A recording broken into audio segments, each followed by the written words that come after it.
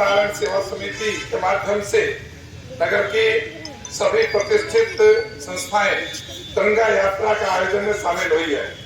आप सबका यहाँ पहुंचने पर हार्दिक अभिनंदन और स्वागत है। वास्तव में तिरंगा यात्राओं का आयोजन केवल किसी राजनीतिक पार्टी के मतदाताओं को प्रभावित और उनको उत्साहित करने का नहीं होता। लोग वो भूल करते हैं जो तिरंगा यात्राओं को किसी पार्टी से जोड़ देते हैं। वास्तव में तिरंगा जो झंडा है वो राष्ट्रीय ध्वज है और जैसे भारतीय सेना के हर जवान के लिए तिरंगा अपनी जान से प्यारा है, वो जान देकर भी तिरंगे की सुरक्षा, संरक्षा, उसका सम्मान जारी रखते हैं। उसी प्रकार जिस देश का समाज समय समय पर उस तिरंगे के सम्मान के लिए यदि मैदान में आ जाता है तो जो सीमाओं के ऊपर सैनिक इस देश की सीमाओं की रक्षा करते हैं और रक्षा करते करते प्राणों को उत्सर्ग भी कर देते हैं। उनको जब ये पता चलता है कि अपने पीठ के पीछे देश का हर नागरिक खड़ा है तो उनका उत्साह हमारे प्रयास से और दुगना हो जाता है। तो जब जब देश की सीमाओं पर दुश्मन ललकारता है तो उन ललकारने वाले जो शत्रु दल के लोग हैं उनके अंदर भय पैदा करने के लिए जितना ताकत सैनिकों के जोश की होती है उससे ज्यादा ताकत समाज के जीवन में, सामान्य जीवन के जीने वाले लोगों के बीच में होती है। क्यों? उससे लगता है कि सैनिकों को किसी प्रकार की जरूरत पड़ी तो समाज इनके साथ खड़ा है। वो सेनाएं बहुत ज्यादा समय तक नहीं लड़ सकती जिनके पीछे समाज का समर्थन नहीं होता। तो आज जब देश की सेना ने दुश्मन की सीमा में घुसकर इस देश पर आक्रमण करने वाले आकाओं पर और आकाओं के ठिकानों पर जो निशाना साधा वो हम सबकी सुरक्षा की गारंटी, क्योंकि हम रात को गहरी नींद तभी सो पाते जब हमें पता है कि देश के प्रहरी चौकीदारा ठीक कर रहे हैं।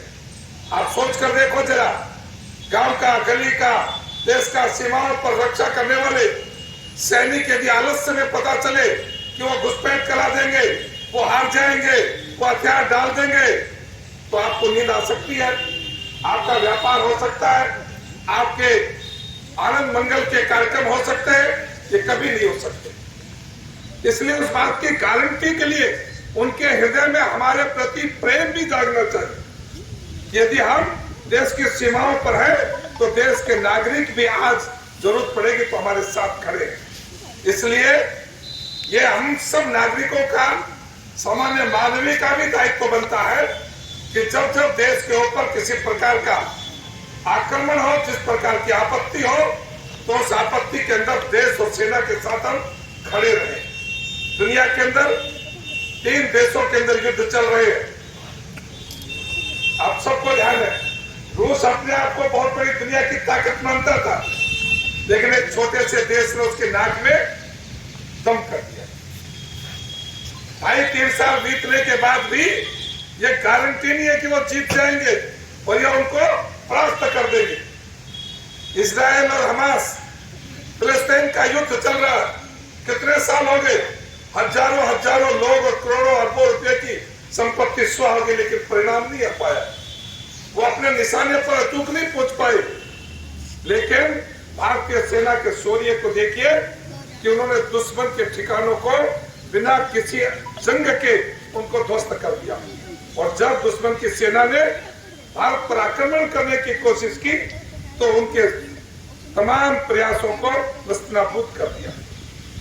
तो इस प्रकार के जब शौर्य के कार्यक्रम हो देश की सीमाओं पर, तो हम सब नागरिकों का भी कर्तव्य बनता है कि सेना के साथ हम खड़े रहें, जिनसे उनका उत्साह बढ़े और हमारे अपने दायित्व की पूर्ति भी होती रहे। हमारे साथ तो सैनिक भी हैं और वो समझते हैं कि जब हम सीमा पर लड़ते हैं तो यहाँ की पक्ष की और विपक्ष की दोनों बातों का असर होता है। जब उनको लगता है कि कोई घुसपैठियों को सहारा देने वाला, कोई दुश्मन की जासूसी करने वाला भारत के अंदर ही बैठा है, तो सोचिए कितना दुख होता होगा हम तो उनकी रक्षा के लिए प्राणों को नहीं दे रहे, और वो चंद चांदी के टुकड़ों में पैसे की बदौलत देश की सीमाओं को असुरक्षित करने के लिए दुश्मनों को सहायता करते हैं। लेकिन जब आप जैसे लोगों का तिरंगा यात्रा के माध्यम से उत्साह के समाचार उनके पास जाएंगे तो इनसे उनका उत्साह भी बढ़ता है।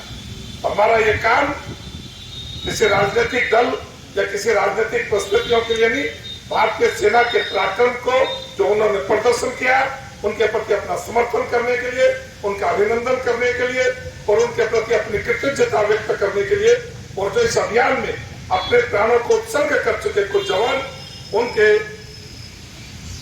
सहानुभूति के लिए और उनको अपनी श्रद्धांजलि व्यक्त करने के लिए ये स्मारक इसीलिए बनाया गया है कि जिले भर के जितने सैनिक शहीद होते हैं उनके नाम की पट्टिका लगती है और समय समय पर इसके ऊपर पुष्पांजलि अर्पित करके उन दिवंगत आत्माओं को अपनी श्रद्धांजलि देते हैं और अपने कर्तव्य के पूर्ति करते हैं। आज का ये जो कार्यक्रम है, इस कार्यक्रम में पहले पुष्पांजलि होगी और सब ये गाड़ी आगे आगे रहेगी, नारा लगाने वाले नारा भी लगाएंगे, गीत भी चलता रहेगा और हम सब ये जो रास्ता आपने बताया सबको सोशल मीडिया पर है, उसी रास्ते से शालीनता से, उत्साह से और जितने यहाँ से चलेंगे उतने ही यहाँ कर समाप्त करेंगे, क्योंकि यहाँ के अपने साधन यही है। तो हम सब लोग पूरी निष्ठा के साथ और देश के उन जवानों को और शहीदों को अपनी श्रद्धांजलि व्यक्त करते हुए इस कार्यक्रम को संपन्न करेंगे। आप सबका पुनः मैं एक बार फिर अभिनंदन करता हूँ, स्वागत करता हूँ। धन्यवाद।